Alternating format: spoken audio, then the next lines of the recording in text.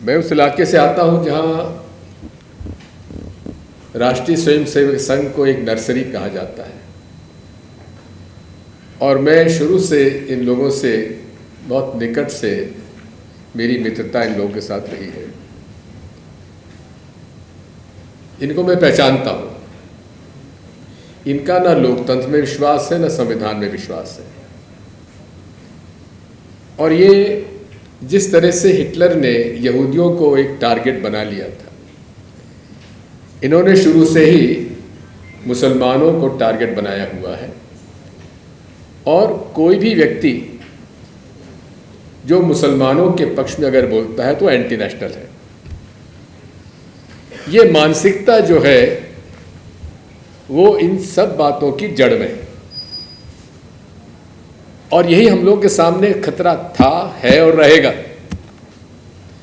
जिस प्रकार से इस विचारधारा ने हर स्तर पर इन्फिल्ट्रेशन किया हुआ है, हर क्षेत्र में इन्फिल्ट्रेशन किया हुआ है, ये हमारे लोकतंत्र के लिए भी खतरा है और हमारे संविधान के लिए भी खतरा है। इनका मुखौटा जो है वो हर चेहरे पर है। न जाने आप लोग कितनों को मालूम है, ये राष्ट्रीय स्वयंसेवक संघ एक अनरजिस्टर्ड बॉडी है। इसका कोई पंजीयन नहीं है, इसकी कोई मेंबरशिप नहीं है, इसका कोई अकाउंट नहीं है। कोई पकड़ा जाता है तो कहा जाता कि हमारे मेंबर ही नहीं है। जब मेंबरशिप ही नहीं तो मेंबर कहां से होगा। इसी प्रकार से नाथुराम गोडसे जब पकड़े गए तो कहा गया कि वो तो हमारे मेंबर ही नहीं। बात वही है, ये लड़ाई लंबी है और किस तरह से इन्होंने हर सिस्टम में घुसपैठ किया हुआ है, चाहे इंटेलिजेंस ब्यूरो हो, चाहे यूपीएससी हो, चाहे जुडिशरी हो, चाहे ऑल इंडिया सर्विसेज हो। इन सब बातों पर हमें गंभीरता से विचार विमर्श करने की आवश्यकता है। जो हमारे कॉमरेड ने बात की, दीपांकर जी ने, मैं उनसे पूरी तरह सहमत हूँ। ये लड़ाई हम सभी को लड़नी पड़ेगी। अभी पोटा और टाडा के बारे में बात हुई। मैं 10 साल तक मुख्यमंत्री रहा। मैंने ना पोटा में कोई केस रजिस्टर किया, ना मैंने टाडा में कोई केस रजिस्टर किया। और उस समय मैंने शपथ ली थी जिस समय बाबरी मस्जिद शहीद हुई थी और उसके बाद ही मुझे मुख्यमंत्री बनने का मौका मिला था, जहाँ हर 15 दिन में दंगे फसाद हो रहे थे। जबकि मध्य प्रदेश में तो इसका एक बहुत बड़ा इतिहास है। लेकिन मैं एक बात कह सकता हूँ, ये फसाद वहीं होता है जहाँ शासन और प्रशासन चाहता है, वहीं दंगे होंगे, फसाद होंगे। जहाँ प्रशासन और शासन नहीं चाहेगा वहाँ दंगे फसाद हो ही नहीं सकते। और इसीलिए मैं दावे के साथ इस बात कहता हूँ, मुझे इस बात का गर्व भी है, मेरे कार्यकाल में एक भी मध्य प्रदेश में दंगा फसाद की ऐसे हालात नहीं हुए। हाँ, छोटी मोटी बातें होती थी, लेकिन कहीं भी 24 घंटे से ज़्यादा ये बात नहीं उछलती थी। मैं इस बात को कहना चाहता हूँ कि जो आज बात होती है बेल नियम है और जेल अपवाद है, अच्छा लगता है सुनने से। लेकिन क्या कारण है, ऐसा हमारे बहन ने कहा, ये क्या कारण है कि मुसलमानों के जहां बात आती है वहां अपवाद हो जाता है और बाकी सब लोगों के लिए ये नियम है। मैं आपको एक मध्य प्रदेश का उदाहरण देना चाहता हूं। बहुत बड़े बयानबाजी में हमारे प्रधानमंत्री जी, आज संयोग से उनका जन्मदिन भी है, उनको तो हार्दिक शुभकामनाएं। लेकिन संयोग है कि उन पर आज हम लोगों को यहाँ चर्चा करने के लिए पूर्वानंद जी ने मौका दिया। इन्होंने standing focus group of terror financing का गठन किया। यानी कि आतंकवादियों के पास पैसा कहाँ से पहुँच रहा है, उसके लिए स्पेशल ग्रुप तैयार किया गया।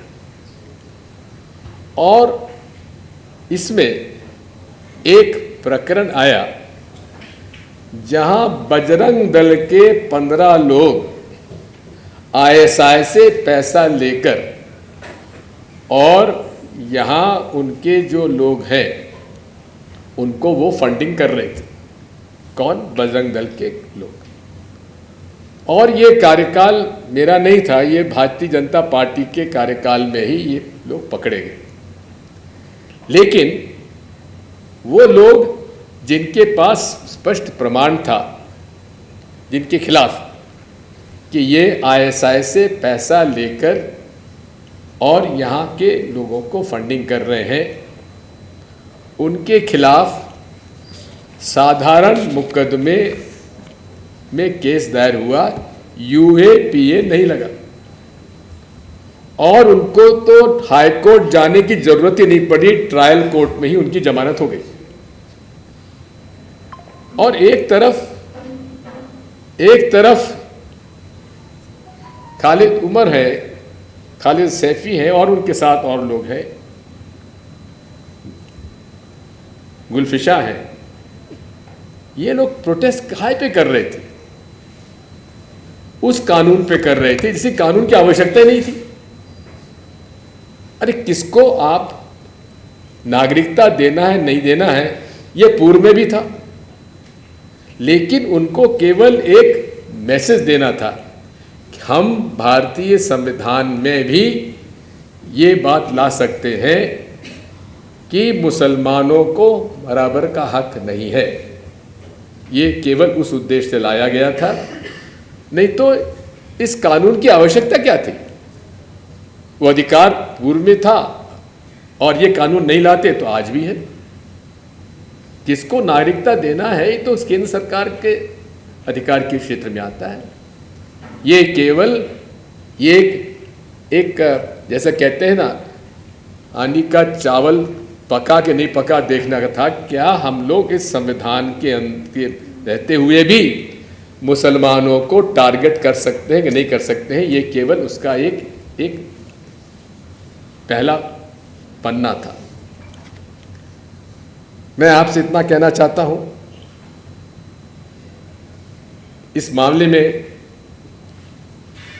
कॉमरेड ने ठीक कहा है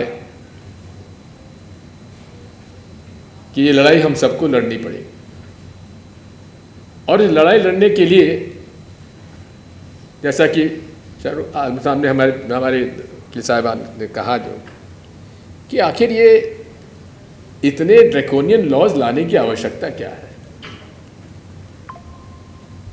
इस बारे में मैं तो हमेशा से बड़ा लिबरल व्यू कर रहा हूं और इसलिए ट्रोल आर्मी का सबसे बड़ा टारगेट भी रहा हूं, उसकी मैं चिंता भी नहीं करता, क्योंकि जितना मैं ट्रोल करता हूं मैं तो अपने आप को उसका एक सर्टिफिकेट मानता हूं कि भाई बहुत बड़ी शाबाशी मुझे मिली है, इसलिए मुझे और तेजी से इस बात को करना चाहिए। सुप्रीम कोर्ट ने एक प्रकरण में कैसे इस प्रकार के कम्युनल डिस्टर्बेंसेस को रोकने के लिए गाइडलाइंस इशू की आज से कम 6-7 साल पहले, उसका पालन आज कोई राज्य नहीं कर रहा है उन सुप्रीम कोर्ट गाइडलाइंस का। मैंने 2017 में मध्य प्रदेश हाई कोर्ट में PIL लगाया कि मध्य प्रदेश में इन सुप्रीम कोर्ट गाइडलाइंस का पालन नहीं हो रहा है, इस पर आप राज्य सरकार को निर्देश दीजिए। 17 से लेकर आज तक उस पर एडजॉर्नमेंट पे एडजॉर्नमेंट हो रहा है। उनकी जो हमारे जो मुद्दे उठाए गए थे उन गाइडलाइंस के बारे में एक का भी जवाब राज्य सरकार ने नहीं दिया है। बात वही है कि आज इस डबल इंजन सरकार की बुलडोज़र संस्कृति से लड़ने के लिए हम सब लोगों को एक होना पड़ेगा। ये बुलडोज़र केवल लोग घरों पर भी नहीं गिर रहा है, चल रहा है, लेकिन उनके परिवारों पर भी चल रहा है। अभी छतरपुर में घटना हुई, ठीक है, उसकी गलती इतनी थी कि उसके पास जमीन तो उसकी थी, मकान का उसने नगर पालिका से इजाज़त नहीं ली, लेकिन गाड़ी रखने की भी इजाज़त कोई नगर पालिका से लेना जरूरत है क्या? सरकार से लेने की जरूरत है क्या? बात वही है। आज इस देश में राष्ट्रीय स्वयंसेवक संघ और नरेंद्र मोदी जी की भाजपा ने भारतीय संविधान का पालन न करते हुए तोड़ने का उनका एक मिजाज है, उनकी एक पॉलिटिकल स्ट्रैटेजी है, राजनीतिक हथियार है, और उस राजनीतिक हथियार के आप सब लोग शिकार हैं जो मेरे यहाँ पे विराजमान है। हम सब लोग आपके साथ हैं, और ये तो मैं हमेशा कहता हूँ, हम उनकी इज्जत करते हैं, उन मुसलमानों की इज्जत करते हैं जहाँ हिंदू का विश्वास प्राप्त हो, और उस हिंदू का हम समर्थन करते हैं जिस पर मुसलमान भरोसा करें। आज इस देश की आवश्यकता है, हम इस देश में जब तक, जैसा कि कॉमरेड ने कहा कि सीए की लड़ाई में केवल मुसलमान नहीं थे, हम लोग सब थे, मैं खुद गया था। मध्य प्रदेश में जितने भी धरने हुए मैं अधिकांश में गया था, क्योंकि लड़ाई सबकी है, ये भारतीय संविधान की लड़ाई, ये देश की लड़ाई है। क्या हम इस देश के 16 से 18% लोग को क्या देश निकाला दे सकते हैं? और ये आरएसएस किस तरह से कानाफूसी से ये षड्यंत्र करता है, मैं तो आपको एक उदाहरण देता हूं। इन्होंने पूरे देश में ये एक अफवाह फैलाई हुई है, और आजकल व्हाट्सएप आदि पर तो इनको अफवाह फैलाने का इतना बड़ा हथियार मिल गया कि कहा नहीं जा सकता। और उसमें फेसबुक और व्हाट्सएप के जो यहाँ के कंट्री हेड वगैरह है वो खुद इसमें शामिल है। दुख इस बात का होता है कि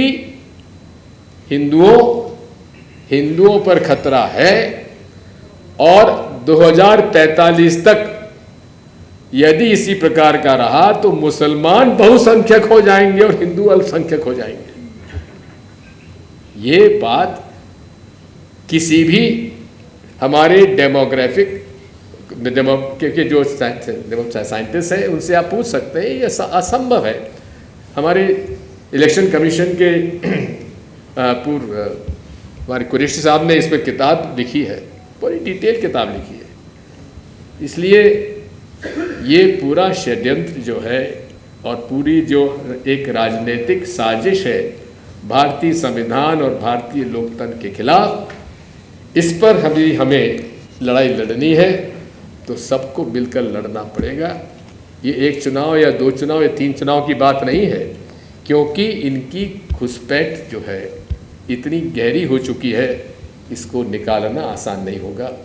लेकिन आप सबको मैं कहना चाहता हूँ, ये बहुत संकट का काल है, और आपके परिवार पे जो मेरी बहन ने जो कहा कि जिस बच्चे ने जन्म लिया उसने अपने पिता को स्कूल चला गया लेकिन अपने पिता को उससे नहीं मिल पाया, ये ऐसे दर्दनाक घटनाएं जिसका कि हमारे पास हमको शर्म आती है कि हमारे लोकतंत्र में, हमारे न्यायपालिका में क्या इन लोगों को भी समझ में नहीं आती, इनको क्या शर्म नहीं आती जिस प्रकार से बात होती है।